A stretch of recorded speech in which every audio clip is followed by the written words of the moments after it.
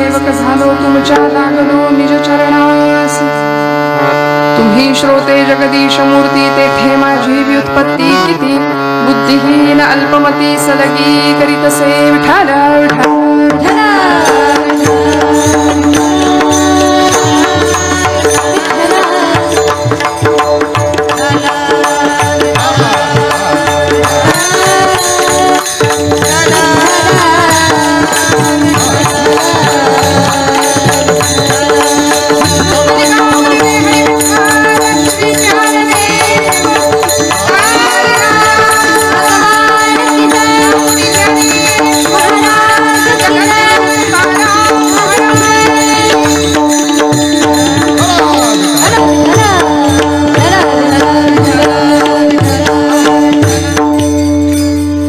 महिलांचा सप्ताह आहे त्यामुळे सगळ्या महिला एकदम फ्रेश आहेत, टवटवीत आहेत चेहरे। असेच चेहरे टवटवीत शेवटपर्यंत राहिले पाहिजेत एवढी अपेक्षा आहे। कारण काय आहे, कीर्तन म्हटलं की तिला निमंत्रण द्यावं लागत नाही, ती येते। राम रावणाच्या युद्धामध्ये तिला वर होता। रावणाच्या आधी रावणाचा एक भाऊ मारला गेला होता, त्याचं नाव होतं कुंभकर्ण। त्याला 2 बायका, एकीचं नाव जागृती, दुसरीचं नाव निद्रा। कुंभकर्णाच्या पाठीमागे ती जागृती नावाची पत्नी सती गेली, राहिली निद्रा देवी। आणि मग ती रामांकडे आली आणि रामांना म्हणाली, रामा मी आता कुठे जाऊ, काय करू, माझा पती तर निघून गेला, माझा नवरा तर गेला, मी आता काय करू। तर तेव्हा तिला प्रभू रामचंद्र म्हणाले, तू बाई आता असं कर, कथा कीर्तनामध्ये जा। म्हणून ती कीर्तनाला येते। कोण? हा, म्हणजे कळलं तुम्हाला सगळ्यांना। त्यामुळे सगळे जागे राहा, सगळे जागे आहेत असं गृहीत धरून मी शेवटपर्यंत कीर्तन करणार आहे। काही माणसं डोळे उघडे ठेवून झोपतात, विठ्ठल विठ्ठल।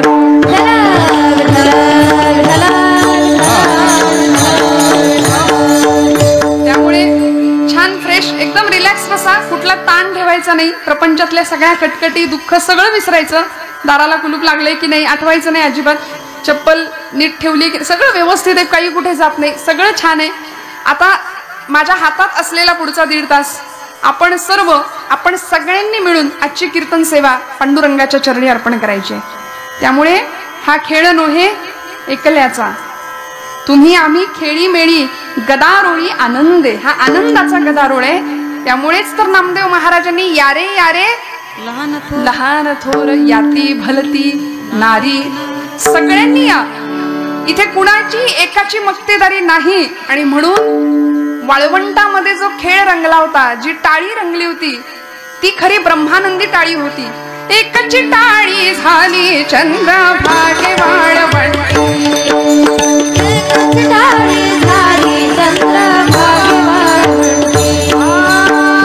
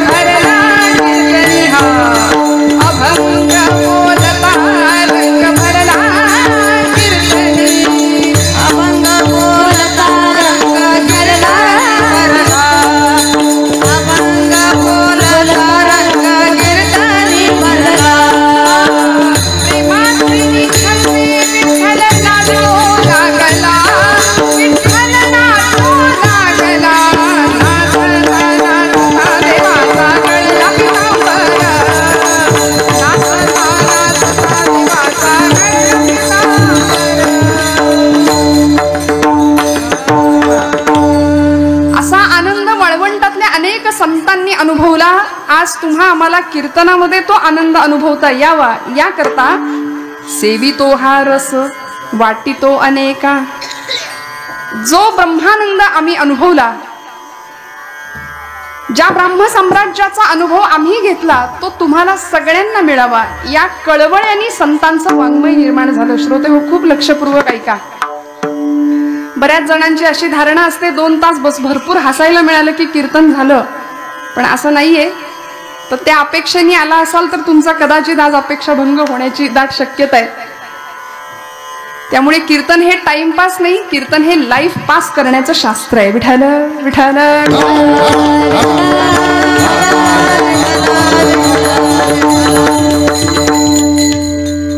संतांना जो आनंद मिळाला तो आनंद तुम्हाला मला द्यायला संत वास्तविक आले. वास्तविक ते इथले नव्हेत. मागील या जन्मा मुक्त झालो अशी माझी ज्ञानोबा माऊली म्हणते. मला इथं येण्याचं कारण काय आहे? तुकोबराय म्हणतात, आम्ही वैकुंठीचे वासी आलो याची कारणासी, बोलिले जे ऋषी साच भावे वर्ताया. आम्ही कशासाठी करता आलो? आमच्या येण्याचं प्रयोजन काय? What is the mission of my life? मी का जन्माला आलोय? संतांनी उत्तरं दिली. नामदेव महाराज म्हणले, नाचू कीर्तनाचे रंगी, ज्ञानदीप लावू जगी.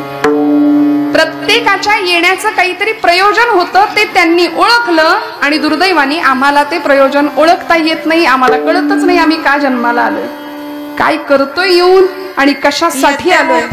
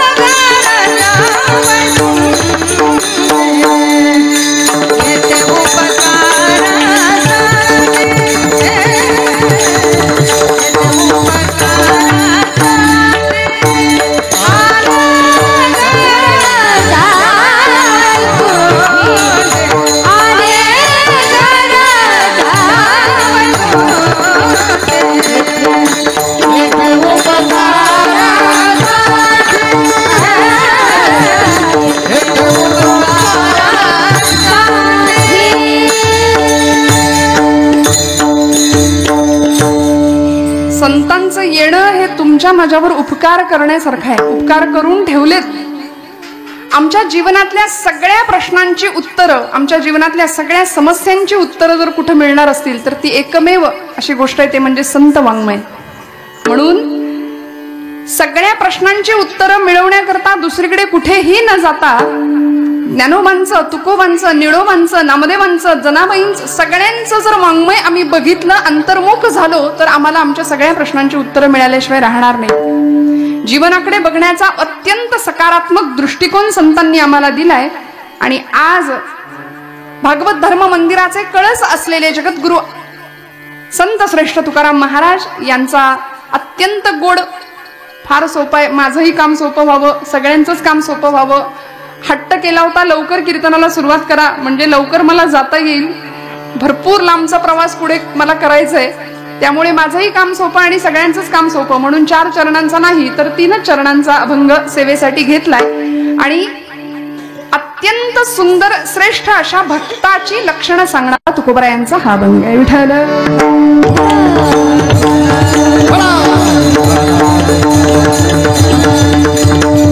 निष्ठावंत भाव भक्तांचा स्वधर्म निर्धार हे वर्म चुको नये. काही शब्द आम्हाला जाणीवपूर्वक या अभंगातले बघायला लागतील. बरं, पहिला शब्द आहे काय आहे? जागेत सगळे. निष्ठावंत भाव, पहिला शब्द आहे निष्ठा. आता हा शब्द तुम्हाला मला काही नवीन आहे अशातला भाग नाही. निष्ठा आम्हाला माहिती आहे, आम्हाला अनेक निष्ठा माहिती असतात. सध्या निष्ठा हा शब्द इतका वापरून वापरून लोकांनी गुळगुळीत करून टाकलाय. परवा तर एक कार्यकर्ता बोलायला उभा राहिला, मी तुम्हाला पक्षनिष्ठेविषयी आज सांगणार आहे. म्हटलं तुमचा कितवा पक्ष ते आधी सांगा. विठ्ठल विठ्ठल. अहो निष्ठेविषयी आम्ही काय बोलणार, आमची काय पात्रता.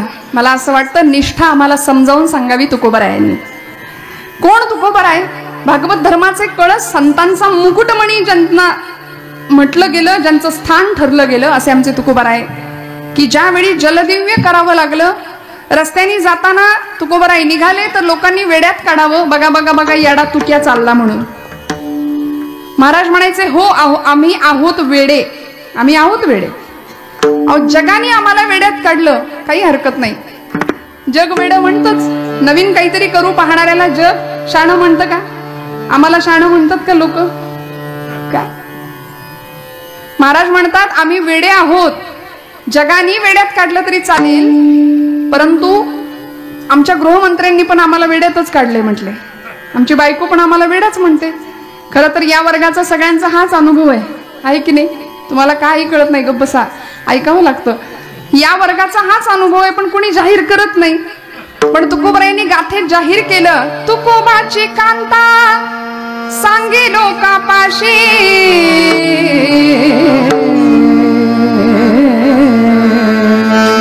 तुकोबाची कांता सांगे लोकापाशी, जातो माझा वेडा पंढरीची, जातो माझा वेडा पंढरीची, जातो माझा वेडा पंढरीची, जातो माझा वेडा पंढरीची. तुकोबाची कांता सांगे लोकापाशी, जातो माझा वेडा पंढरीशी. अहो असंच आहे, भक्ती मार्गाला येणाऱ्यांना वेडच ठरवलं जातं. आणि आज परिस्थिती अशी आहे, आम्हाला सुद्धा लोक विचारतात, ताई या वयात कीर्तन? कारण ज्याला काही येत नाही त्यांनी कीर्तन करावं असा एक समज आहे सध्या. पण आज कीर्तनकारांमध्ये सुद्धा वेल क्वालिफाईड माणसं आहेत, उत्तम इंजिनियर झालेली माणसं कीर्तनाला उभी राहत आहेत कीर्तन करायला. कीर्तन चांग होय अंग हरिरूप, ब्रह्मीभूत काया होतसे कीर्तनी, भाग्य तरी ऋणी देवाईसा. हा अनुभव कीर्तनामध्ये श्रोत्यांसह कीर्तनाला आहे. लोकांना वाटतं मोक्ष गेल्यानंतर मिळतो तो मोक्ष, असं नाहीये. गेल्यानंतर मिळते ती गती, सद्गती किंवा दुर्गती. पण मोक्ष ही अवस्था अशी आहे की जिवंतपणे अनुभवण्याचा तो विषय आहे. म्हणून माऊली म्हणते, येथे मोक्ष असे आयता, आयता मोक्ष तुम्हाला मला कीर्तनामध्ये संतांनी आणून दिलाय, जिवंतपणे अनुभवण्याचा विषय. त्यामुळे संतांनी आमच्यावरती अनंत उपकार करून ठेवलेत. आणि तुकोबराय म्हणतात की हे सगळं करताना आम्हाला हे सहज साध्य नाही झालं, अजिबात नाही. समाजाची मान्यता मिळण्याकरता साधकावस्था आणि सिद्धावस्था अशा दोन अवस्थेतनं प्रत्येक संताला जावं लागलं श्रोते. साधकावस्था आणि सिद्धावस्था. म्हणून गाथा जर उघडून आपण बघितली तर गाथेमध्ये साधकावस्थेतले काही अभंग आहेत आणि सिद्धावस्थेतले काही अभंग आहेत. प्रत्येक संताच्या जीवनाचा पारमार्थिक वाटचालीचा हाच प्रवास आहे, साधकावस्था आणि सिद्धावस्था. साधकावस्थेतल्या धडपडीमध्ये ज्यावेळी आमचे तुकोबराय भामनाथाच्या म्हणजे भंडाऱ्याच्या डोंगरावर जाऊन बसायचे ना, त्यावेळी काय संवेदनशीलता होती अंतःकरणातली. तुम्हाला मला जमेल का ही निष्ठा, ही संवेदनशीलता? काय सुंदर अंतःकरण भगवंतांनी दिलं होतं माझ्या महाराजांना. असे वृक्षाच्या जवळ बसायला जायचे आणि त्यांच्या येण्याने एखादी वृक्षावरची त्या झाडावरच्या फांदीवर बसलेली चिमणी उडून जायची. आणि मग तुकोबराय तिला विचारायचे, का ग माझ्या येण्याने तुला त्रास झाला का? माझ्या येण्यामुळे तुला काही अडचण निर्माण झाली का? अगं बाई, माझ्यातलं आणि तुझ्यातलं आत्मतत्व एकच आहे. मला असं वाटतंय की तू माझ्या मांडीवर ये, तू माझ्या खांद्यावर येऊन बस. आणि महाराजांचा अनुभव होता, वृक्षवल्ली आम्हा सोय रे वनचरे, वृक्षवल्ली आम्हा सोय रे वनचरे, वृक्षवल्ली आम्हा सोय रे वनचरे, वृक्षवल्ली आम्हा सोय रे वनचरे, पक्षी सुस्वदे आयते, वृक्षवल्ली आम्हा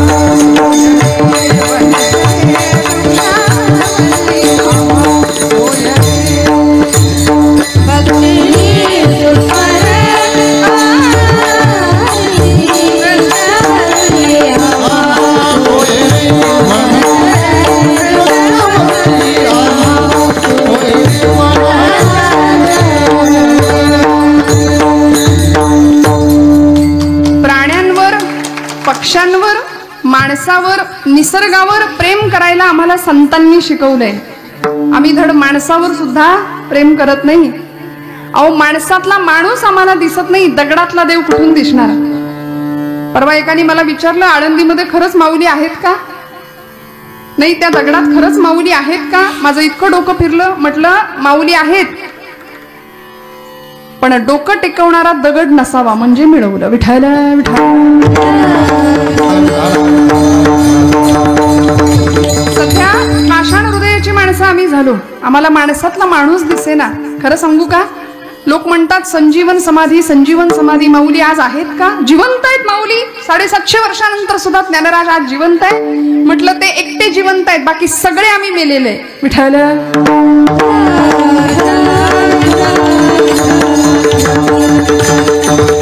जिवंत असून आम्ही नसल्यासारखेच जगतो की नाही? मला खरं सांगा, आहोत का आम्ही जागे? हो म्हणा, आहोत ना जागे? गात जागा, गात जागा, प्रेम मागा विठ्ठलासी. जागेपणी सगळा व्यवहार, जागृतीमध्ये सगळा व्यवहार तुमच्या माझ्याकडून घडावा ही संतांची अपेक्षा आहे. महाराज म्हणतात, जगाने आम्हाला वेड्यात काढलं, नको तेवढा त्रास दिला, नको तेवढं छळलं. महाराज म्हणले, चालेल, मी गातो नाचतो आनंदे, वेडा झालो मी तव छंदे. मी तुझ्या आनंदामध्ये नाचतोय भगवंता, मला परवा नाही जग काय म्हणेल याची. आम्हाला विचारतात, या वयात कीर्तन का? म्हटलं हो, या वयातच यावं यात. मराठी भाषा कळलं तर बघा, या वयातच यावं यात. या वयातच इथे आल्यानंतर खऱ्या अर्थी जी जीवनाची गोडी मिळते ती आयुष्यभर टिकून राहते. श्रोते हो, आयुष्यभर टिकते. आणि म्हणून तुकोबरायांसारखा द्रष्टा संत, तुकोबरायांसारखे द्रष्टे साधक, सिद्धावस्थेमध्ये पोहोचलेले एक सुंदर व्यक्तिमत्व प्रस्तुतच्या अभंगामध्ये आम्हाला. अनेक समाजामध्ये असे काही भक्त आहेत जे भक्ती करतात. भक्ती कोणी करत नाही असं नाही, भक्ती आम्ही करतो. नाही करत का? आता कीर्तनाला आलोय म्हटल्यानंतर आम्ही भक्ती करतोच, पण आम्ही सुखी आहे का? नाही. कोई तन दुखी, कोई मन दुखी, कोई धन बिन रहत उदास. कुणी तन दुखी आहे, शरीरानं दुखी आहे, शारीरिक आधी व्याधी ग्रासलेले, उठलेलं बसवत नाही, बसलेलं उठवत नाही, कीर्तनाला चला नको, मूड लागत नाही. जो देखे सो दुखिया बाबा, दुखिया कोई नहीं रे. जो देखे सो दुखिया बाबा, दुखिया कोई नहीं रे.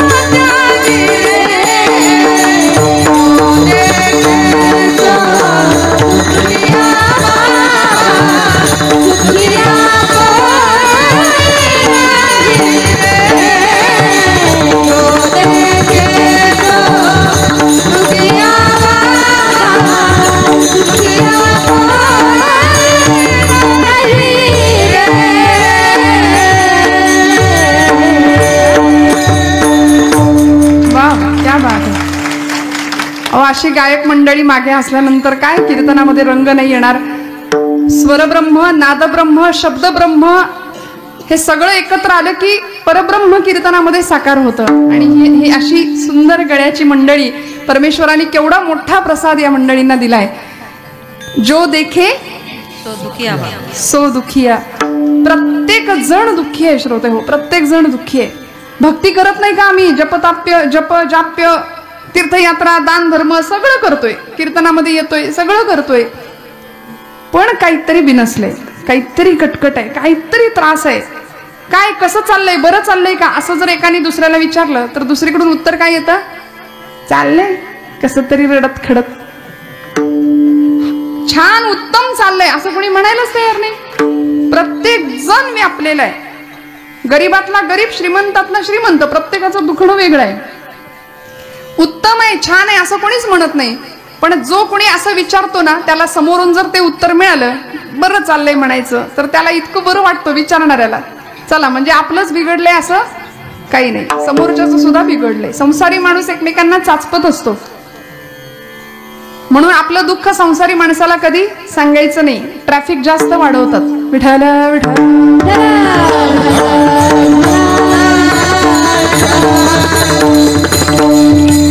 भक्ती करून सुद्धा सुख मिळत नाही, आनंद मिळत नाही, समाधान मिळत नाही, शाश्वत चित्ताला समाधानच मिळत नाही.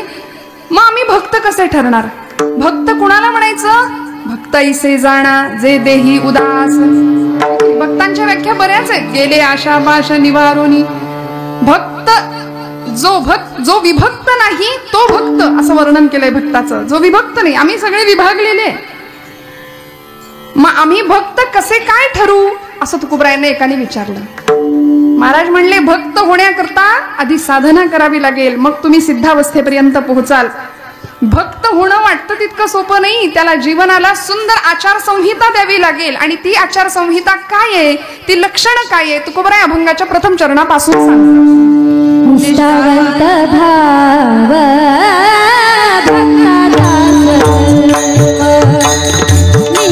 भक्ताचा निष्ठावंत भाव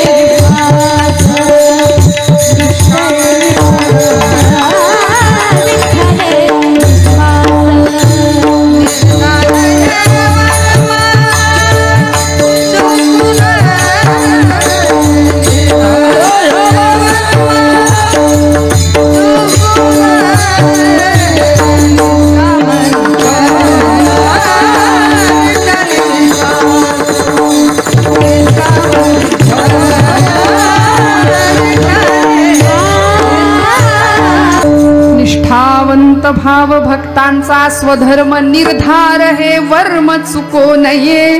महाराजांनी शब्द वापरलेले जाणीवपूर्वक ऐका, खूप लक्ष देऊन ऐका. बाकी सगळं जरी काहीच नाही लक्षात ठेवलं तरी चालेल, टाळी नाही वाजवली तरी एक वेळ चालेल, पण खूप छान कीर्तन ऐका बरं का. निष्ठावंत भाव शब्द वापरला. निष्ठा, आम्हाला पतिनिष्ठा माहितीये, देशनिष्ठा माहितीये, समाजनिष्ठा माहितीये, देशनिष्ठा माहितीये, मातृनिष्ठा माहितीये, पित्याच्या विषयी निष्ठा माहितीये. अनेक प्रकारच्या निष्ठा आम्हाला नुसत्या माहितीये, त्याचं पालन आमच्याकडून होत नाही. तुकोबरायांनी सांगितलं, खरा भक्त कुणाला म्हणायचं? निष्ठावंत भाव भक्तांचा स्वधर्म. भक्ताचा स्वधर्म जर काही असेल तर तो निष्ठावंत असलेला भाव. भगवंताला काय आवडतं? म्हणाले, कितीही संपत्ती होता, कितीही दान धर्म करा, कितीही त्याच्या पुढे आणून होता, त्याला काही नको आहे. त्याला काय हवंय? निष्ठा हवी आहे. तुमचा भाव कसा आहे? भगवंत म्हणतो, हा फक्त कामासाठी माझ्याकडे आलाय, काही मागण्याकरता माझ्याकडे आलाय, की खरंच निष्काम भक्तीने आलाय, निष्ठेने आलाय, म्हणून तो भक्ताचा धर्म झाला पाहिजे. आता धर्म हा शब्द उच्चारला की बऱ्याच जणांच्या डोक्यात काही येतं. सध्या हा शब्द इतका संवेदनशील झालाय की समाजाचं स्वास्थ्य बिघडतं धर्म म्हटलं की. पण धर्माची व्याख्या आमच्या शास्त्रकारांनी केली. धारणा धर्म इत्याहुः धर्मो धारयते प्रजाः तस्या धारण संयुक्त सधर्म इति निश्चयः. धारणा धर्म इत्याहुः धर्मो धारयते प्रजाः. धर्म काय करतो? प्रजेची धारणा करतो, प्रजेला धारण करतो. सोपं सांगू का? सकाळी उठल्यापासून रात्री झोपेपर्यंत माणूस जे जे कर्म म्हणून करतो त्याला म्हणायचं धर्म. विठ्ठल विठ्ठल.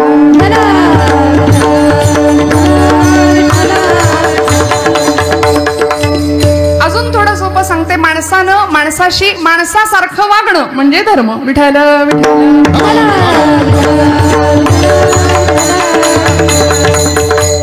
धर्माच्या व्याख्या बऱ्या आहेत.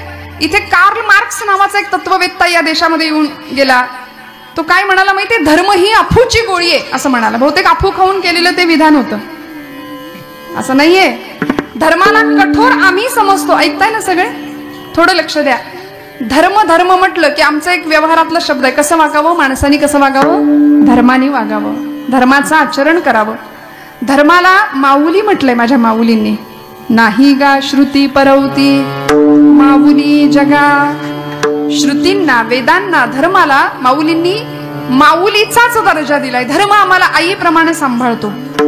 बघा, पोरांनी दंगा केला, मस्ती केली तर ती आई बाळाला शिक्षा करेल, रागावेल, 2 कानाखाली वाजवेल. पण तेच पोरग आजारी पडलं तर संध्याकाळी जवळ घेऊन त्याला घास भरवेल की नाही? तसा धर्म आम्हाला सांभाळतो. आमची जबाबदारी आम्ही धर्माने आचरण करावं. धर्माची तू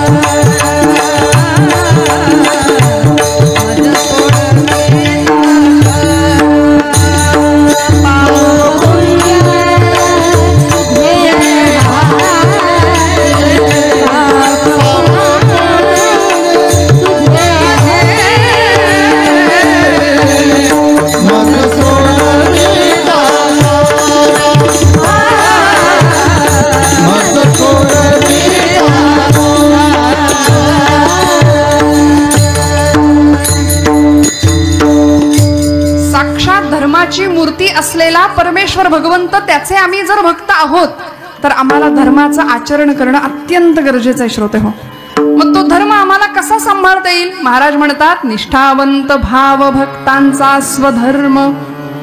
एक शब्द त्याला जोडून दिला, निर्धार हे वर्म चुको नये. निर्धार या शब्दाचा अर्थ तुमच्या माझ्या जगण्याला वागण्याला एक धार असली पाहिजे. बरं का, आज आहे का? आमचं काही ठरलेलं नसतं. 10वी झाली, पोरासकट आई वडील सगळे कपाळाला हात लावून बसतात. पुढं काय? मग आर्ट्स घ्यायची का सायन्स घ्यायची का कॉमर्स घ्यायची? काही जमत नाही म्हणून शेवटी ठरतं सायन्स साईडला जाऊया. ते झेपत नाही म्हणून सेकंड इयरला कॉमर्स, नाहीच जमत म्हणून थर्ड इयरला आर्ट्स घेऊन मोकळे. शेवटपर्यंत काही ठरत नाही आणि नको त्या गोष्टींच्या हव्यासापायी आम्ही नैराश्याकडे झुकतोय. नको त्या गोष्टींचा हव्यास करतोय. खरं काय आहे? वास्तवाचं जाणीव आम्ही करून घ्यायला तयार नाहीये. वस्तुस्थितीची जाण आम्हाला नाहीये. तुकोबराय आम्हाला ती जाणीव करून देतात. खऱ्या अर्थी धर्म समजून घ्या. धर्म हाच आहे. फार धर्माच्या अवघड व्याख्यांमध्ये संस्कृतात जायलाच नको आपण. धर्माची सोपी व्याख्या तुकोबराय सांगतात, निष्ठावंत भाव भक्तांचा स्वधर्म. भगवंताप्रती अत्यंत निष्ठेचा भाव असला पाहिजे. दुर्दैवाने तो तुमचा माझा नाहीये. आज आम्ही भगवंताकडे जातो पण त्याच्याकडून काहीतरी घेण्याकरता जातो, त्याच्याकडे काहीतरी मागण्याकरता जातो. त्याला कुणीच मागत नाही. आम्ही देवाला मागतो का? नाही मागत.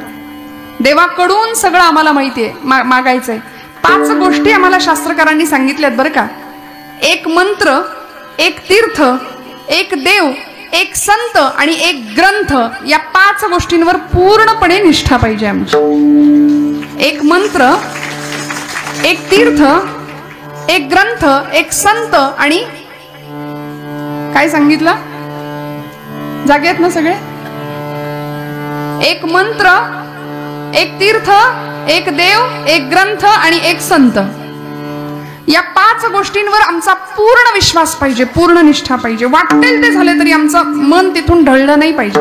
नाही तर आमचं कसं असतं, सोमवारी जाऊ आम्ही शंकराला, मंगळवारी जाऊ देवीला, बुधवारी जाऊ विठ्ठलाला, गुरुवारी जाऊ दत्ताला, शुक्रवारी जाऊ देवीला. अजून जाण्याला माझा नाहीला म्हणजे माझी काही हरकत नाही बरं का. पण परवा एक जण माझ्याकडे आला, म्हणाला ताई शंकराची एवढी उपासना केली, एवढं 108 बेलपत्र त्याच्यावर रोज वाहतो, रोज भगवान नामस्मरण करतो, ओम नमः शिवायचा जप करतो, शंकर काही म्हणले पावत नाही. तुम्ही म्हणत असाल तर देव बदलून बघू का? देवाला बदलण्याकरता आमची उपासना नाहीये, तुमच्या माझ्यामध्ये अंतर्बाह्य बदल व्हावा याकरता उपासना आहे. याकरता निष्ठेनी भगवत भक्ती आहे, निष्ठेनी आणि भगवंताच्या प्रती पूर्ण समर्पण भावानी भक्ती आहे. अनेक प्रकार सांगितले आमच्या संतांनी भावाचे. शांत भाव आहे, वात्सल्य भाव आहे, दास्य भाव आहे, सख्य भाव आहे आणि 5वा प्रकार आहे माधुर्य भाव. अनेक प्रकारांनी आम्ही भक्ती करू शकतो. सगळे ऑप्शन दिलेत आम्हाला, निवडा म्हणले कुठला ऑप्शन निवडायचा आहे तो. पण दुर्दैवाने या गोष्टींकडे आमचं लक्ष नाही. कीर्तनाला आलो तरी सुद्धा बऱ्याच जणांची धारणा अशी असते की रिटायरमेंट झाल्यानंतर कीर्तन ऐकायचं, पेन्शन सुरू झाली की कीर्तन. आता नाही. मग आमच्याकडे ही सगळी भावजागृती कधी होणार? शांत भाव, वात्सल्य भाव, दास्य भाव, सख्य भाव आणि माधुर्य भाव, शेवटची भावाची परिणती. आमच्या शास्त्रकारांनी, आमच्या संतांनी सांगितली भावाचे अनेक प्रकार आहेत. वात्सल्य भावाने भक्ती केली, निष्ठेने भक्ती केली. कोणी केली हो? वात्सल्य भाव कुणाचा होता? भगवंताप्रती. देवकी मातेचा होता, यशोदे मातेचा होता. गोकुळामध्ये भगवान कृष्णांचा जन्म झाला की नाही, यशोदा मैया म्हणायची अरे सब ग्वाल बाल आइये, उत्सव मनाओ, उत्सव मनाओ, उत्सव मनाओ. का? कारण भगवंतांचा जन्म झाला. कथा सुरू आहे ना, आपली भागवत कथा सुरू आहे ना. भगवंतांचा जन्म झालाय, उत्सव मनाओ. गोकुळवासी उत्सव सगळे साजरे करायचे. काही दिवस गेले, थोडासा बाळांनी कुस ओलांडली, यशोदा माता म्हणायची फिर से उत्सव मनाओ. लोक म्हणायचे अभी अभी तो हमने उत्सव मनाया था यशोदा मैया. यशोदा माता म्हणते माझ्या लेकरांनी कुस पालटली तरी आम्ही उत्सव साजरा करणार आहे. म्हणून भारतामध्ये या मातीमध्ये जन्म घेणाऱ्या लेकरानं कुस पालटली तरी आम्ही उत्सव साजरे करतो. हे त्या आईचं वात्सल्य स्वरूप होतं भक्तीचं. किती सुंदर भक्ती होती पांडुरंगावर, भगवंतावरती, कृष्णावरती. भगवान गोपाल कृष्ण ज्यावेळी गोकुळ सोडून गेले, द्वारकेत आले, मथुरेत आले, त्यावेळी आठवण यायची आणि उद्धवांना म्हणायचे की माझ्या आईसारखी, माझ्या यशोदा मैयासारखी आई जगात कुठं सापडणार नाही, कुठेच नाही सापडणार. इतकं प्रेम माझ्यावरती केलंय, इतकं प्रेम. भगवान गोकुळ सोडून निघून गेले ना तरी सुद्धा वेलींशी बोलायची यशोदा मैया, कृष्णा कृष्णा कृष्णा. गोकुळच्या मातीचा कण कण बोलत होता कृष्ण कृष्ण जय, कृष्ण कृष्ण जय, जय कृष्ण कृष्ण जय, कृष्ण कृष्ण जय. वात्सल्य भावाची भक्ती आहे. दास्य भावाने भक्ती केली. कोणी हो? निष्ठेची भक्ती होती बरं का. माझ्या आवडीचं उदाहरण आहे दास्य भावाची भक्ती. कुणी केली? एकमेव जगाच्या पाठीवर उदाहरण आहे आमच्या मारुतीरायांचं. अनेक उदाहरणं देता येतील पण मारुतींसारखी दास्य भावाची निष्ठेनं भक्ती कोणी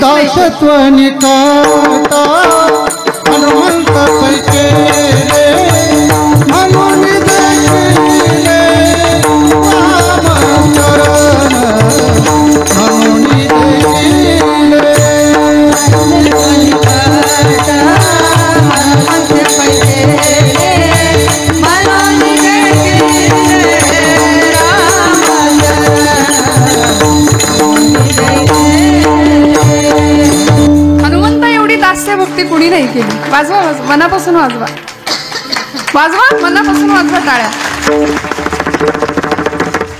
असा हात राखून काही करायचं नाही, मोकळ्या मनाने करावं. एखाद्याची स्तुती करावीशी वाटते की नाही, त्यामुळे मनापासून करायचं. मनापासून दाद द्यायची आणि दाद द्यावी नाही लागत, दाद येते. खोकला यावं तशी दाद येते, आपोआप येते. दाद द्यायला नाही लागत, हा चला आता दाद देऊया असं नसतं.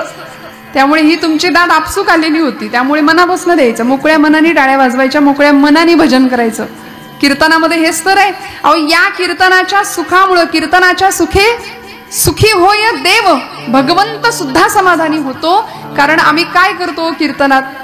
बाकीच्या गप्पा मारतो का? मारल्या पाहिजेत का? नाही.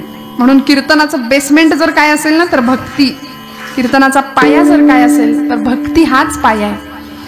त्याचे आम्हाला नसलेले गुण लोकांनी गावेत असं वाटतं की नाही?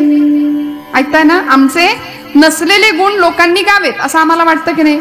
मग त्या भगवंताचे असलेले गुण आम्ही जर गायलो तर त्याला किती आनंद होणार आहे? त्याला आनंद होणार आहे.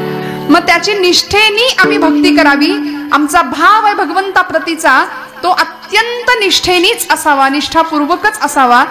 दास्य भावाने भक्ती केलेला एक आगळा वेगळा जगावेगळा भक्त आम्ही पाहिला मारुतीरायांसारखा. हनुमान किंवा मारुती हे नाव जर रामायणातनं वगळलं तर रामायण होऊ शकत नाही. आणि म्हणून आपल्याला प्रसंग माहिती आहे, मी मुद्दाम सांगून पुढे जाते. ज्यावेळी राज्याभिषेकाचा प्रसंग होता, अयोध्येला सगळी मंडळी आली, रावण वध झाला, सर्व मंडळी अयोध्येला आली. आणि अयोध्येला आल्यानंतर सगळ्यांना प्रसाद देतायत आता प्रभू रामचंद्र, आहे की नाही? प्रसाद देत असताना भारतीय संस्कृतीमध्ये प्रसादाला खूप महत्व आहे बरं. प्रसाद तिथे कुणीही असू दे, कुणीही कितीही मोठ्या व्यवहारामध्ये असू दे, पण तिथे हात पुढेच करावा लागतो. हा बघू दे, येऊ दे प्रसादवाला माझ्यापर्यंत, मग मी हात पुढे करीन असं नसतं. तिथे याचकाचीच भूमिका घ्यावी लागते. प्रसाद असतो प्रसन्नता. आणि भारतीय संस्कृतीमध्ये प्रसादाला महत्व आहे. भारतीय संस्कृतीच्या या सगळ्या नीतिमूल्यांना आम्ही किती बारकाईनं बघितलं पाहिजे मला सांगा. 2 वर्षाचा कोरोनाचा काळ गेला आणि त्या काळाने आम्हाला काही गोष्टी शिकवल्या. भारतीय संस्कृतीची महानता. आमची कॉलेजची पोरं विचारायची, कशाला ती देवाची आरती, कशाला तो प्रसाद?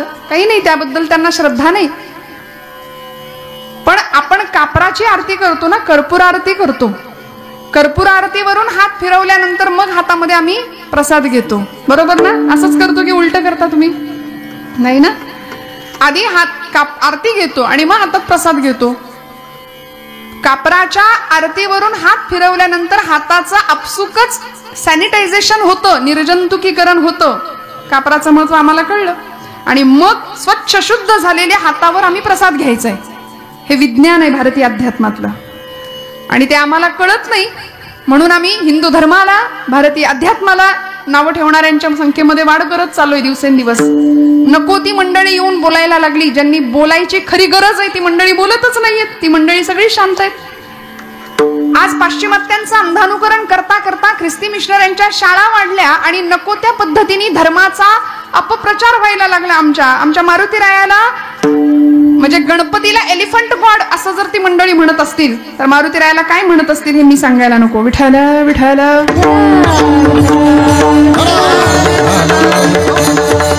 आमच्या निष्ठा बोथट झाल्यात, आमच्या भावना, आमच्या संवेदना बोथट झाल्या.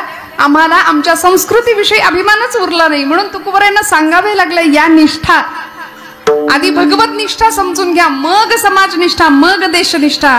ज्यांनी तुम्हाला जन्म दिला, ज्यांनी आम्हाला निर्माण केलं, त्या भगवंताविषयी किती निष्ठा भावाने आम्ही कृतज्ञतेने राहिलो पाहिजे. दुर्दैवाने आम्ही त्याला विसरलो. आज कपाळाला कुंकू लाव असं जर आमच्या एखाद्या पोरीला सांगितलं, टिकली लाव, तर तिला राग येतो. केस बाई बांधून राहा चांगले, मोकळे सोडू नको केस असं सांगितलं तर राग येतो. हातात एखादी बांगडी असू दे, हिंदू धर्मामध्ये जन्माला आलीस ना, हातामध्ये बांगडी असं सांगितलं तर राग येतो. का? कारण आम्ही सोफिस्टिकेटेड झालो, आम्ही सुशिक्षित झालो, आम्ही खूप पुढारलो. आणि याच्या मागे आमचं मूळ आम्ही सगळं हरवून बसलो. आमच्या निष्ठा बोथट झाल्या. तुकोबाराय आम्हाला ही निष्ठा सांगतात, भगवंताप्रतीची निष्ठा. मारुतीरायांची निष्ठा अशी विलक्षण होती की या प्रसंगामध्ये ज्यावेळी रामराय बसलेत सिंहासनावरती, शेजारी जानकी माता आहेत आणि आता प्रसाद द्यायचं चाललंय सगळ्यांना. सगळ्यांना खात्री होती की सगळ्यात पहिला प्रसाद कुणाला मिळणार? कुणाला मिळणार? मारुतीरायांना. जागे आहेत ना सगळे? मारुतीरायाला पहिला प्रसाद मिळणार, सगळ्यांना खात्री होती. पण नाही. लक्ष्मण महाराजांच्या हातामध्ये यादी होती. लक्ष्मणाने यादी वाचली.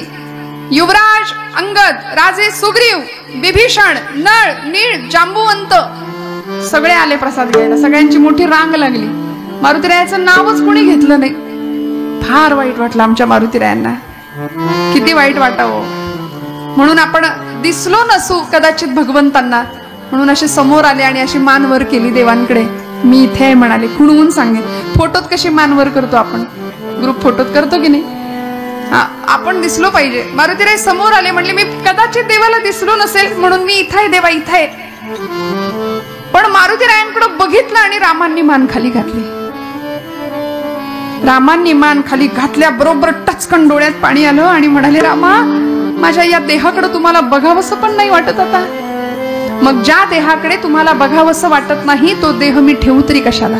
चाललो म्हणाला मी, मला दुसरं काही नको, मला तुमच्या पायाखालची एखादे चुरगळलेल्या फुलाची एक पाकळी जरी तुम्ही मला दिली ना तरी मला चालेल, पण मला प्रसाद द्या देवा. नाही दिला. माघारी वळणे एवढ्यात सीतामाईंचं लक्ष गेलं. सीतामाई म्हणल्या, मारुते थांब म्हणाल्या, थांब. एवढा आनंद झाला. मारुतीराय मनात म्हणतात, बाप विसरला पण माझी आई नाही विसरली. एवढा आनंद झाला. उड्या मारतच अक्षरशः जानकी आईंकडे जाऊन बसले. आणि आता पार्टी बदलली. आता पक्ष बदलायला वेळ लागतो का? किती झटपट पक्ष बदलले जातात. मारुतीरायांनी मी काही बोलत नाही बरं, तुम्ही का हसताय, मला काही कळत नाही. मारुतीरायांनी पक्ष बदलला आणि इकडे सीतामाईंच्या पक्षात येऊन बसले. आणि मारुतीरायांच्या मस्तकावरून असा हात फिरवला. सीतामाईंनी म्हणाल्या, मारुते किती कष्टलास, किती झिजलास आमच्यासाठी. स्वतःसाठी नाही, आमच्यासाठी झिजलास, आमच्यासाठी कष्टलास. किती केलंस रे आमच्या करता. आज तू नसतास तर कसं झालं असतं सगळं, रावणाचा वध कसा झाला असता. माझा शोध लंकेला येऊन कुणी घेतला असता, लंका कुणी पेटवली असती. अहिरावणाच्या महिरावणाच्या तावडीतनं आम्हाला कुणी सोडवलं असतं, द्रोणागिरी कुणी उचलला असता. मारुते तू नसता तर काहीच शक्य नव्हतं. मारुते किती कष्टलास. हे बघ तुला मी प्रसाद देते असं म्हणून आईसाहेबांनी गळ्यातला तो कंठा काढला, रत्न जडित पृथ्वी मुलाचा एक एक कंठा काढला आणि मारुतीरायांच्या हातात दिला. त्या कंठातनं सगळं समोरचं दृश्य दिसत होतं, राम सीता. कारण बरोबर हिरा होता होतो, समोरचं दृश्य दिसायचं. एवढा आनंद झाला. म्हटले मला हेच हवं होतं. आई धावत बाहेर आनंदाने गेले. सीतामाई हळूच म्हणल्या, बघा असं कळावं लागतं तुम्हाला तर का आई. बहुतेक हे वाक्य तेव्हापासून नाही घराघरात. तुम्हाला का आई कळत नाही, गप्प बसा. आहे की नाही. आमच्या सोबत आहेत तरी मी आपलं धाडसाने बोलून घेते आज. हे घराघरातलं वाक्य. पण मला असं म्हणायचंय की ज्यावेळी सीतामाईंनी रामांकडे पाहिलं तेव्हा रामप्रभू म्हणतात, माझ्या भक्ताच्या नादी तू लागू नकोस. रामप्रभू मारुतीराय बाहेर निघून गेले. काही क्षण झाला आणि धडकन आवाज झाला बाहेर. एक दूत पहारेकरी धावत आला. म्हणला, आईसाहेब तुम्ही दिलेला रत्नांचा हिऱ्यांचा कंठा फोडला म्हणले त्यांनी. आईसाहेब चिडल्या. त्याला आत बोलावलं. म्हणाले, मारुते अरे का मी एवढं तुला दिलं, प्रसाद दिला आणि तू फोडून टाकलास. काय करू म्हणाला. आई माझा राम त्याच्यामध्ये नाहीये, माझा राम त्याच्यात नाही. राम नाही, एवढं राम राम करतो तुझ्यात तरी ऐक रे राम, तुझ्यात आहे राम. आणि मारुतीरायांनी या प्रसंगामध्ये छाती विदीर्ण केली आणि सगळ्या जगाला दर्शन दिले सीतामाईचं. म्हणाले, रामच काय आईसाहेब तुम्ही सुद्धा आहात म्हणाले. बघा मीरा जानकी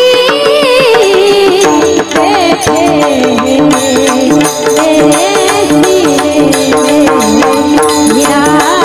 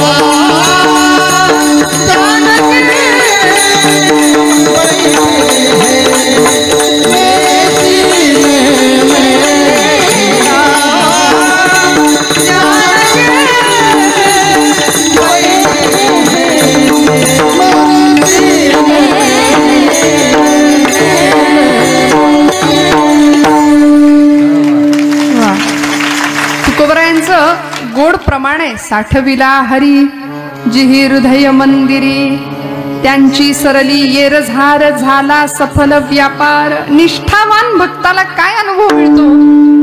हृदयामध्ये भगवंताला प्रतिष्ठित केलं, सगळे अवाक झाले. आता खरं तर हे कोड आमच्या जनाबाईंनी सुद्धा सोडवलंय बरं का. लोक म्हणतात हृदयात देवाला कसं बसवायचं निष्ठेनी, हृदयात देवाला कसं बसवायचं. ताई इथं आहेत आमच्या, मी आज मुद्दाम ऐकूनच जाणार आहे, मी तेवढ्यासाठी आलीये. धरिला पंढरीचा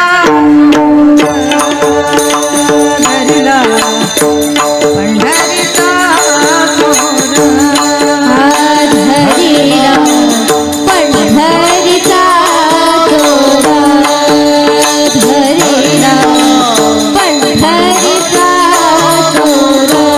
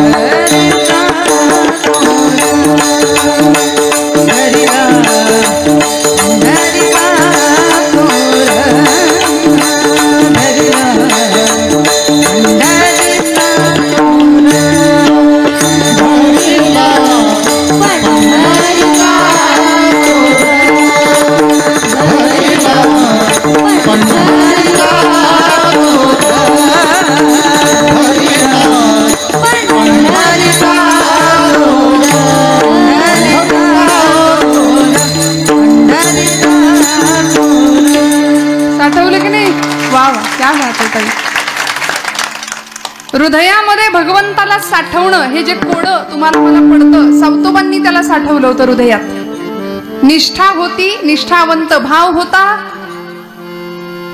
आणि म्हणून हृदयामध्ये त्याला साठवता आलं. आता तुम्ही सुद्धा घरी गेल्यानंतर एक मस्त विळा घ्यायचा सावतोबांसारखा आणि करायचा प्रयत्न त्याला हृदयात साठवायचा. जमेल का?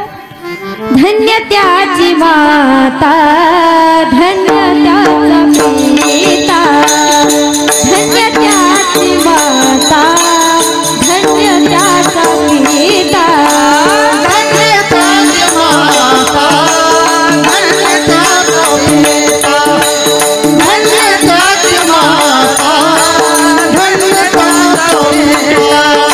साठविला दाता, साठविला दाता, हे लोकाचा सावता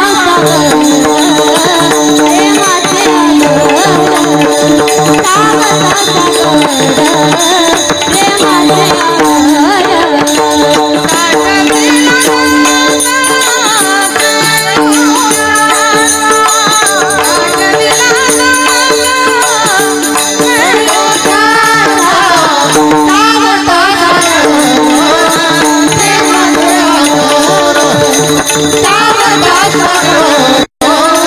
हे माझे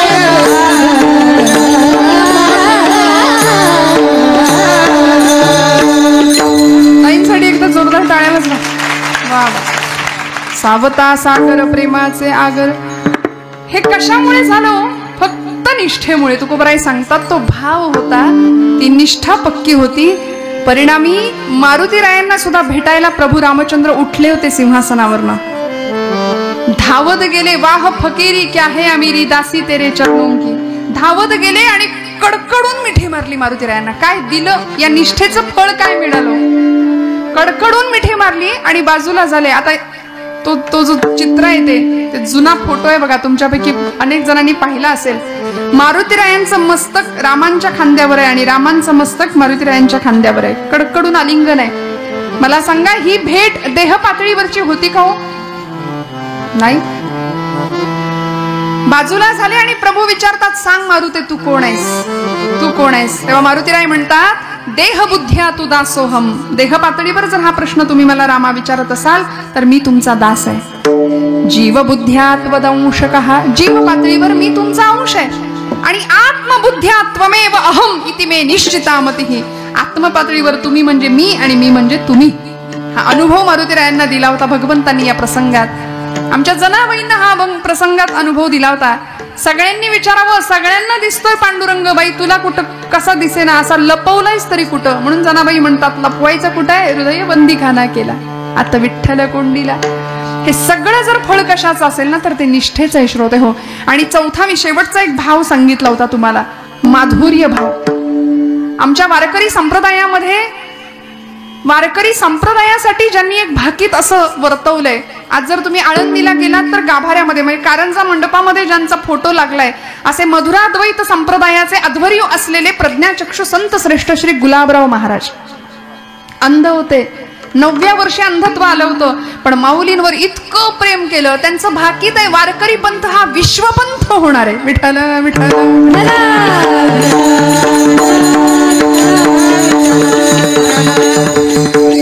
आणि गुलाबराव महाराजांचं जी भक्ती होती की नाही त्याला माधुर्य उपासना म्हणायचे. गोपी भावामध्ये पुरुषाचा देह पुरुषाचा, पण भक्ती मात्र स्त्रीची, वात्सल्य स्त्रीचं. आमच्या सातारकडे तुम्ही आलात तर गोंदवलेकर महाराज, ब्रह्मचैतन्य गोंदवलेकर महाराज नावाचे संत आहेत. त्यांचे गुरुजी आपल्याच जवळ नांदेड जिल्ह्यामध्ये उमरखेड तालुक्यामध्ये येहळगाव नावाचं गाव आहे. त्या गावचे संत श्रेष्ठ श्री तुकामाई तुकाराम चैतन्य असं त्यांचं नाव. मधुरा भक्तीची उपासना आहे, राधा भावात. देह पुरुषाचा, पण कधी कधी स्त्रीचे अलंकार परिधान करावेत. लोकांनी त्यांना वेड्यात काढावं. अशी माणसं समाजाला विक्षिप्त वाटतात श्रोते हो. आमचे अलीकडचे अनेक संत, पण ते कुठल्या स्थितीला गेलेले असतात माहितीये का? असो ऐसा कोठे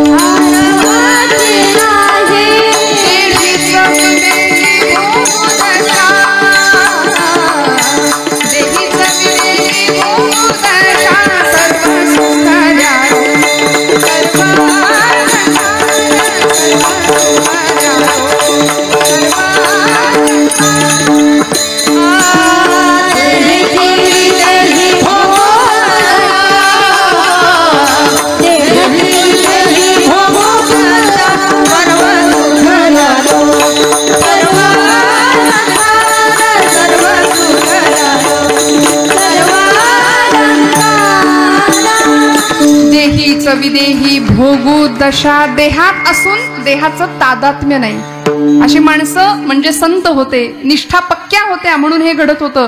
तुमच्या माझ्या निष्ठा पक्क्या नाही. कीर्तनावर तरी निष्ठा आहे का आमची? नाही म्हणताय, नाही म्हणताय. मस्त माना आलं होतं, अजिबात नाही. आपण बसलो कशाला इथे? विठ्ठल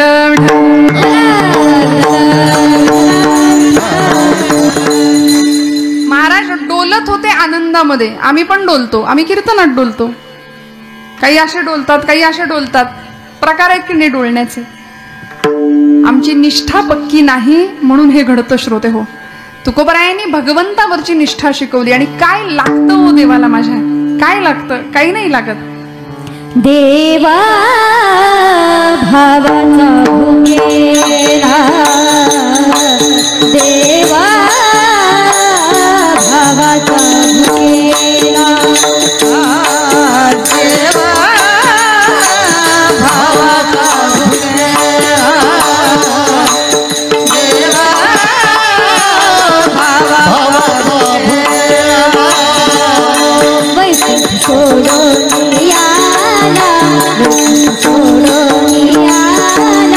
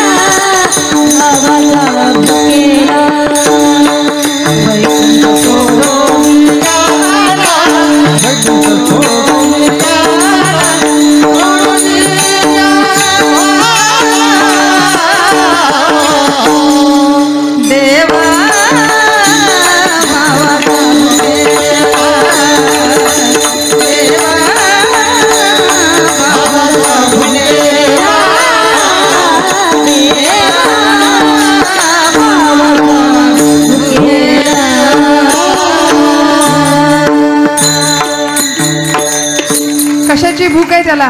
देवभावाचा भुकेला. त्याच्यासाठी तो वैकुंठ सोडून आला हो तुमच्या माझ्याकरता. आणि खरं सांगू का, त्याच्यावर प्रेमाने निष्ठेने भक्ती करणारं कुणीच नाही. तुम्ही आम्ही सगळे लबाड भक्त आहे, नतदृष्ट माणसं आम्ही, नतद्रष्ट. आम्ही लबाड भक्ती करतो आनंदाने. फक्त त्याला मागणारे संत, निष्ठेने त्याच्या पायी जाणारे आणि त्याकरता वाटेल तो त्याग करण्याची तयारी असलेले संत, हे फक्त संतच होते. भागवतातला प्रसिद्ध श्लोक आहे, त्रिभुवन विभव हे तवेप्य कुंठ स्मृती रजितात्मसुरादिभिर्विमृग्यात न चलती भगवत पदारविंदा लव निमिषार्धमपि यस्य वैष्णवाग्रह. वैष्णवाची भक्ताची खरी व्याख्या भागवतकार सांगतात आम्हाला की त्रिभुवनाचं वैभव जरी कुणी पायाशी आणून ठेवलं की घे बाबा हे तुझं आहे म्हणून, भरपूर ऐश्वर्य मिळालं, अचानक सगळं दारिद्र्य संपलं आणि भरपूर ऐश्वर्य पैसा मिळाला, तरी सुद्धा ज्यांची ईश्वरावरची निष्ठा तिळमात्र ढळत नाही, खरे महापुरुष ते असतात. खरा देवभक्त तो असतो, खरा देशभक्त तो असतो. देवभक्तीविषयी वाटेल तेवढे आपल्याला उदाहरणं सांगता येतील, भरपूर दृष्टांत देता येतील की जिच्यासाठी पांडुरंग परमात्मा आला तिची निष्ठा पक्की होती. जात्यावर जळायला बसायची आमच्या जनाई माता आणि पांडुरंगाला बोलवायच्या, जनी मांडते दळणा नाम ओठी घोडते, भारी जडवे जाते तुझी याविना, भारी जडवे जाते तुझे याविना. ये गए गदी ठाबाई बाई, ये गए गदी ठाबाई बाई, ये गए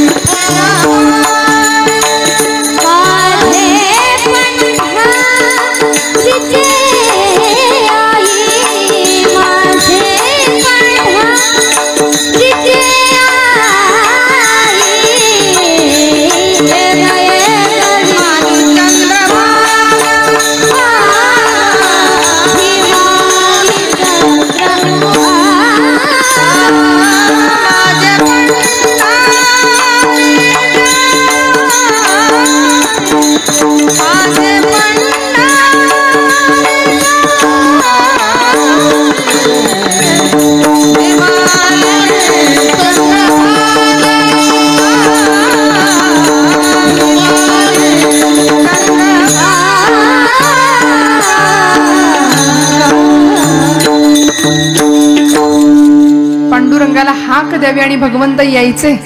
सख्या पांडुरंगा ये रे बाबा. भगवंत असे बसायचे, एका बाजूला ते आणि एका बाजूला जनाबाई.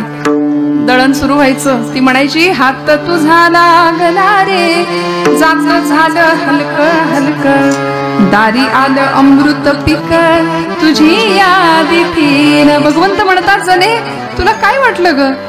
अगं मी सुद्धा एकटाच आहे, माझ्याकडे येणारे सगळे भक्त म्हणले लबाड. 10 रुपयाची नोट दानपेटीत टाकायची आणि म्हणायचं यंदा पोरीचं लगीन जुळू दे. 10 रुपये जुळतं का? नेट पॅक तरी येतो का 10 रुपयात? भगवंत म्हणतात, मीही होतो एकला, करमेना मुळी मला, आरसा मला गे दिधला तुझे यादी ठेना. म्हणून भक्ती कशी असली पाहिजे?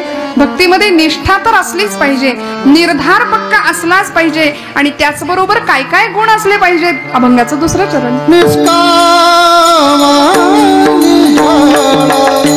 Ah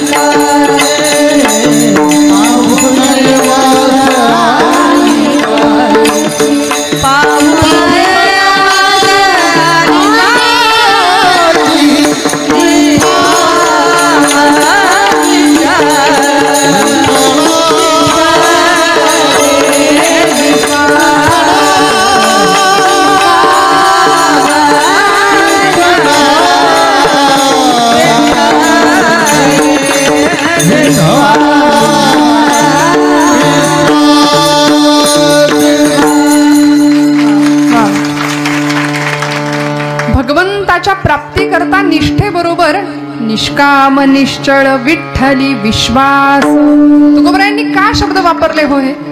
तुमच्या माझ्या अंतःकरणामध्ये त्याच्या प्रती विश्वास नाही. विश्वास नाही. काय झालं? एक डोंबाऱ्याचा खेळ चालू होता. चालतो का इकडे डोंबाऱ्याचा खेळ? अजूनही दिसतो. आता आमच्याकडे बंदच झाले, दिसतच नाही. तर त्या खेळामध्ये काय असतं? दोरी बांधलेली असते. त्या दोरीवरनं तो माणूस चालतो किंवा ती बाई चालते, आहे की नाही? तर असाच एक खेळ चाललेला. दोन इमारतींच्या बरोबर अशी छान मध्ये दोरी बांधलेली. त्या दोरीवरून तो माणूस चालत होता. चालत असताना त्यांनी त्याच्या लेकराला खांद्यावर घेतलं होतं आणि त्या दोरीवरनं तो छान अनुसंधान करून चालत होता. सगळी गर्दी जमलेली, थाळी फिरायला लागली, पैसे जमले आणि सगळं झाल्यानंतर तो अगदी व्यवस्थित शेवटच्या टोकापर्यंत पोहोचला. खाली उतरला, टाळ्या पडल्या, भरपूर टाळ्या. तो म्हणाला, मला हे परत करायचंय, मी करू शकतो का? सगळे जमावातली माणसं म्हणली, हो हो, आमचा तुझ्यावर विश्वास आहे. नीट ऐका बरं, आमचा तुझ्यावर विश्वास आहे, तू हे करू शकतोस, परत करा म्हणाले, आम्हाला बघायचंय. तो म्हणला, नक्की मला जमेल का? हो जमेल म्हणाले, आमचा तुमच्यावर विश्वास आहे, करा.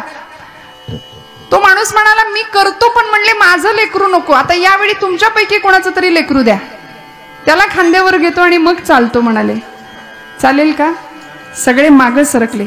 इंग्रजीमध्ये दोन शब्द आहेत, बिलीव्ह आणि ट्रस्ट, असे दोन शब्द आहेत. असं आहे, you only believe in God but you don't trust him. आपण फक्त त्याच्यावर असा वरवर विश्वास ठेवतो. ज्याला ट्रस्ट, का बरं दोन शब्द ठेवले असतील? पूर्ण समर्पण भावाने आम्ही त्याच्यावर विश्वास ठेवतच नाही. आम्ही नाही ठेवत. स्वतःला देऊन टाकणं म्हणतात की नाही. मन बुद्धी अहंकार सर्व ज्ञानेंद्रिय कर्मेंद्रिय पंच ज्ञानेंद्रिय पंच कर्मेंद्रिय मन आणि बुद्धी, ह्या अष्टधा प्रकृती याला गीतेमध्ये म्हटलंय. आणि ह्या सगळ्या प्रकृती तिथं नेऊन व्हायच्या भगवंताकडे आणि स्वतः मोकळं राहायचं. निष्काम तुकोबराय सांगतात. निष्काम. आम्ही सगळे सकाम भक्ती करतो. सध्या मिशन पेक्षा कमिशनला जास्त महत्व आहे. विठ्ठल विठ्ठल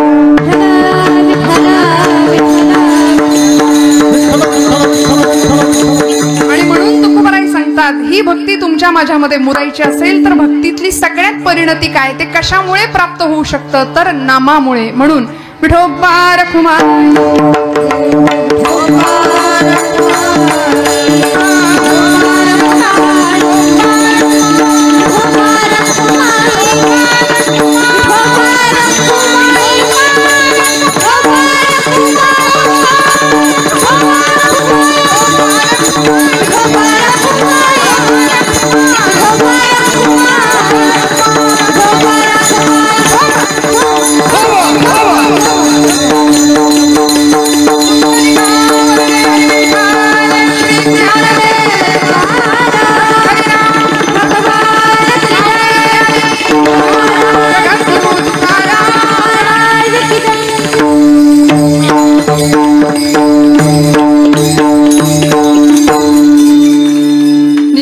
निश्चळी विठ्ठली विश्वास पाहू नये वास आणि कांची.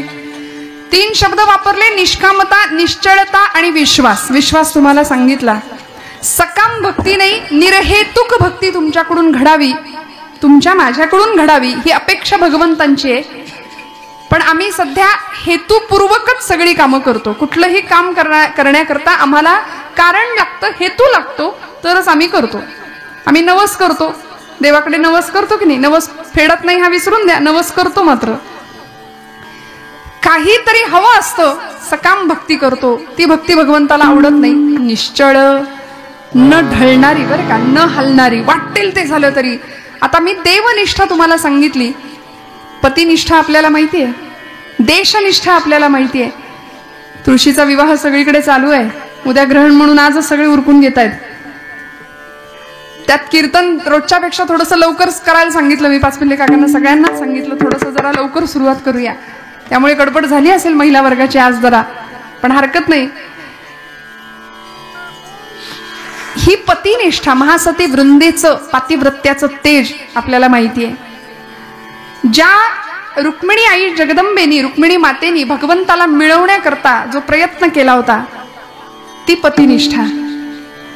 भागवतामध्ये 7 श्लोकांचं पत्र लिहिलं होतं. विश्वातलं सगळ्यात मोठं प्रेमपत्र असं व्यासांनी नामकरण केलं त्याला. कसा विवाह आहे भगवंतांचा रुक्मिणी आई सोबत?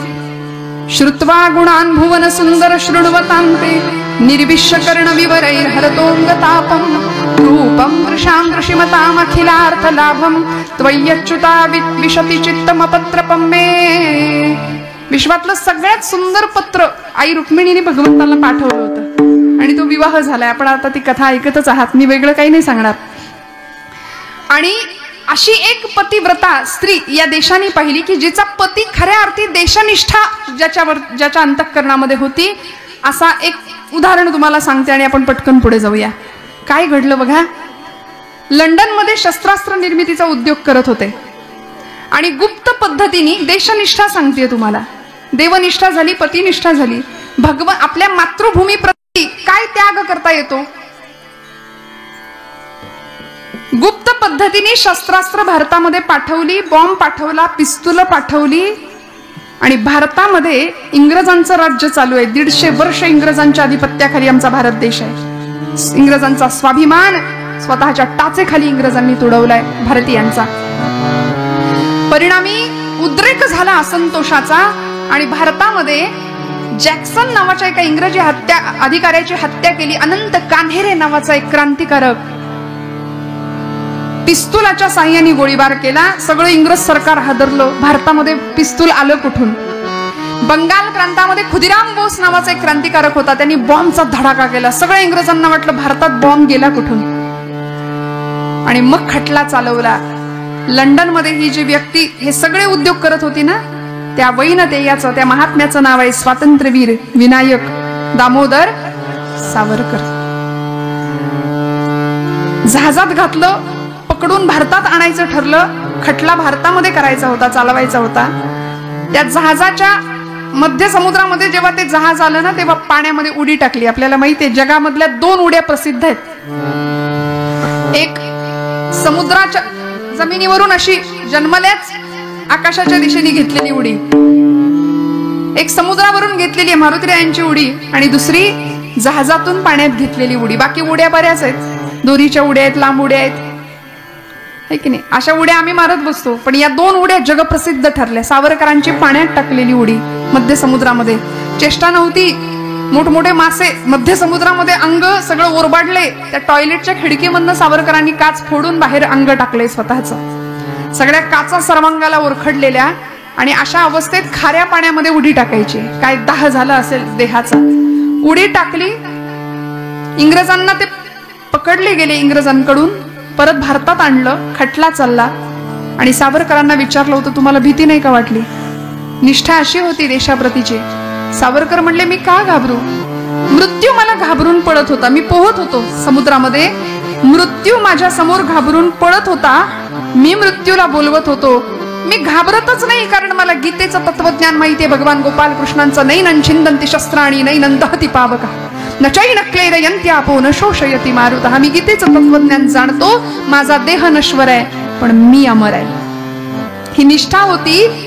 आणि आज जर तुम्ही पुण्याला आलात कधी, तर पुण्यामध्ये डेक्कनच्या चौकामध्ये खूप सुंदर स्मारक आहे सावरकरांचं. त्याच्यावर वाक्य लिहिली आहेत, सावरकरांचे शब्द आहेत. आणि सुधीर फडके महाराष्ट्रातले उत्तम गायक बाबूजी म्हणायचे लोक, त्यांना त्यांची चाल आहे. अनादि मी अनादि मी अनादि मी अनंत मी अवध्य मी भला. अनादि मी तुम्हाला आवाज अवध्य मी भला. मारिल रिपु जगती असा गवण जन्मला. अनादि मी अनादि मी अनादि मी अनंत मी अवध्य मी भला. मारिल रिपु जगती असा गवण जन्मला. अनादि मी अट्टहास करीत सरी धर्मधारणी. मृत्युशीच काठ घालुनी घुसेरणी. अग्नी जाणी मजसीला खड्ग छेदितो. निमुनी मला ज्ञान मृत्यू पळत सुटतो. पुढारी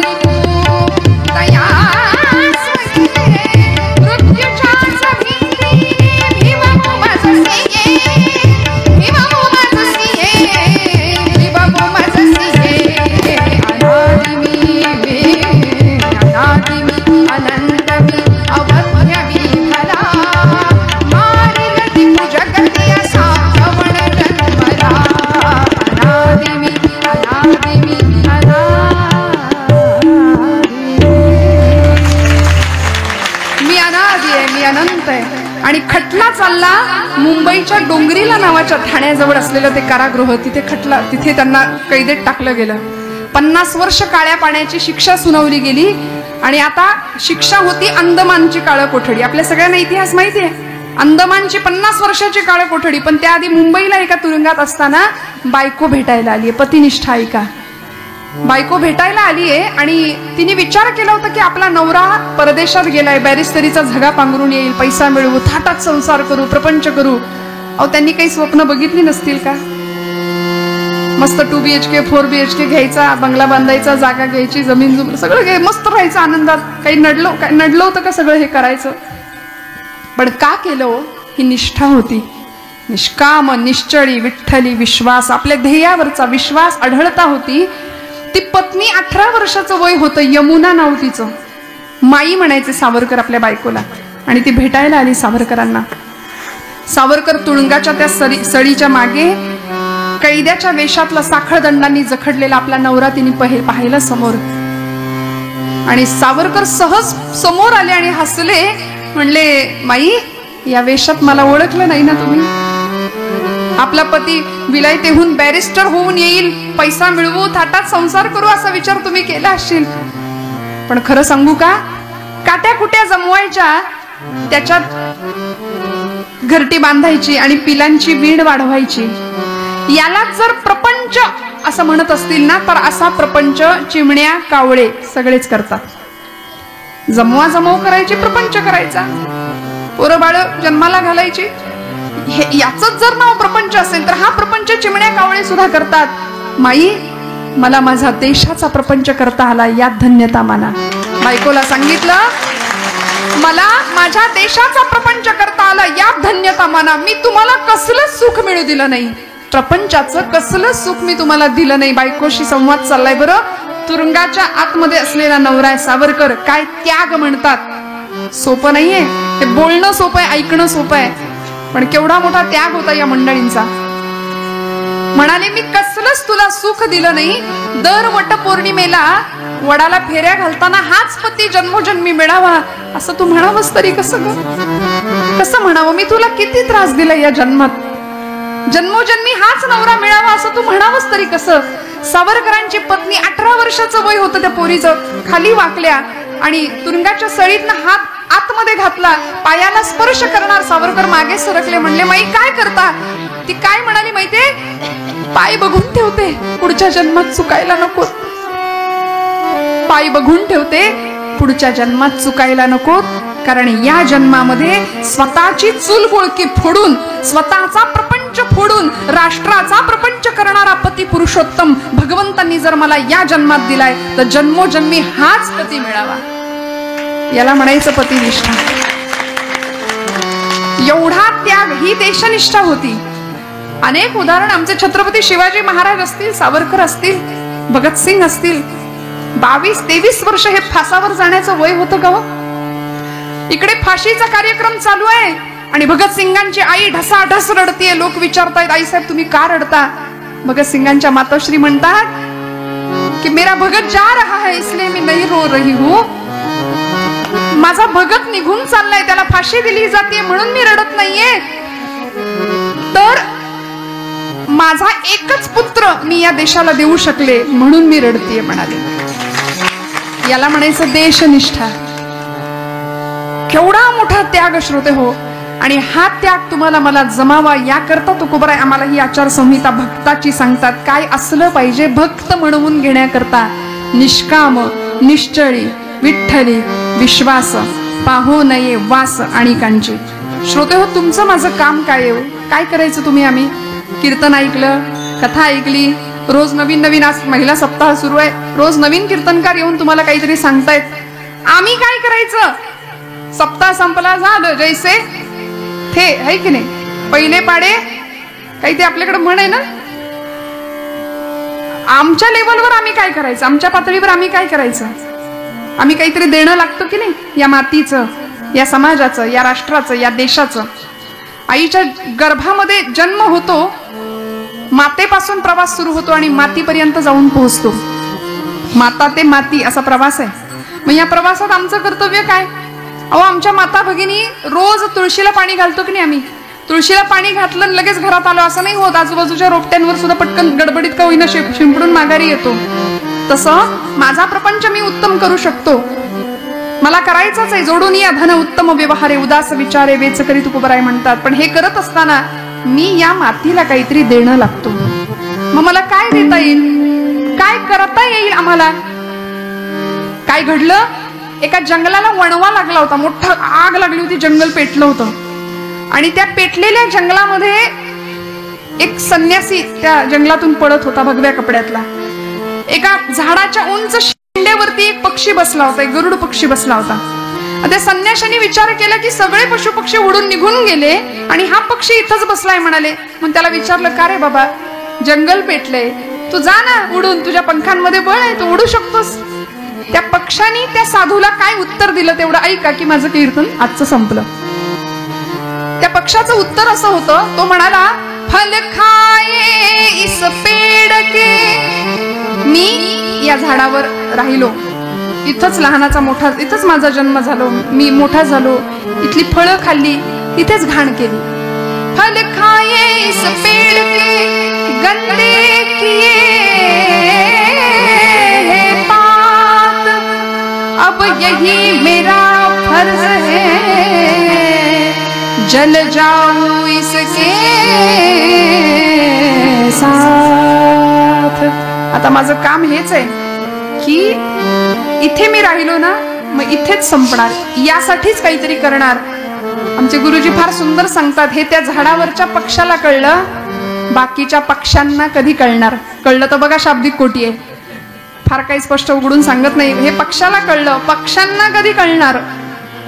हा, त्यामुळे अशी निष्ठा, असा विश्वास, अशी निश्चळता आणि असा निर्धार तुमच्या माझ्याकडे असेल तर तुकोबराय शेवटच्या चरणामध्ये म्हणतात, तुका म्हणे ऐका कोण उठेला, तुका म्हणे ऐका कोण उठेला.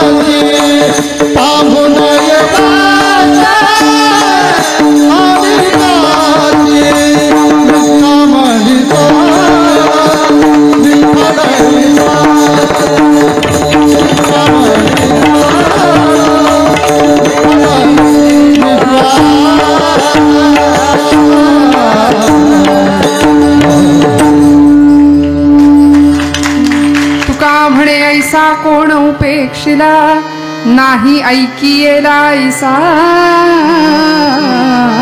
कोणी. महाराज म्हणतात अशा भक्ताची उपेक्षा कधीच होत नाही, अशा भक्ताची फजिती कधीच होत नाही. अशा भक्ताला भक्त कायम सांभाळतो. कुठपर्यंत? निर्वाणी गोविंद असे मागे पुढे काहीच साकडे पडवणे दी. भगवंत पूर्णपणे जबाबदारी घेतो आपल्या भक्ताची. आणि म्हणून तुकोबरायांनी भक्त असण्याकरता काय काय नियम असावे लागतील हे आम्हाला आजच्या या भंगामध्ये सांगितलं. श्रोते हो, तुकोबराय ठामपणे शेवटच्या चरणात असं का म्हणाले असतील हो, की अशा भक्ताची उपेक्षा भगवंत कधीच करत नाही. मग हे जर संत आम्हाला सांगतायत तर त्यांच्यावर थोडासा विश्वास ठेवूया आणि डोळे झाकून समर्पण भावाने भक्ती करूया. तुका म्हणे ऐसा कोण उपेक्षिला नाही ऐकियेला ऐसा कोणी. ज्ञानेश्वरा माऊली प्राणराज माऊली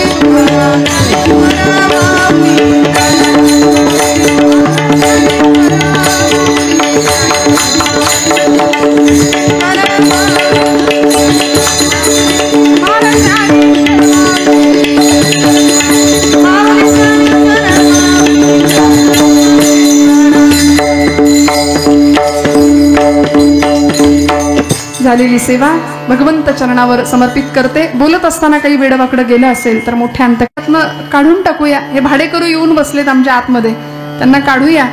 आणि मोकळं हृदय जर असेल ना तर भगवंत तिथे येतो. आता हृदय हे आपुले चौफाळून या भले. भगवंताला तिथे प्रतिष्ठित व्हावंसं वाटतं आणि भगवंत तिथे येतो. कोण आपल्याशी कसं वागतंय यापेक्षा आपण प्रत्येकाशी कसं वागतोय याची जबाबदारी घेऊया. भगवंताकडे तोंड करून आपण काय मागतो आणि ते झाल्यानंतर त्याच्याकडे पाठ केल्यानंतर आपण कसे वागतो यावर बऱ्याच गोष्टी अवलंबून असतात. त्यामुळे खूप भान ठेवून जगूया, वागूया. झालेली सेवा भगवंतावरच्या चरणी अर्पण करते आणि सेवेला विराम देते. जय विठ्ठल, जय जय विठ्ठल.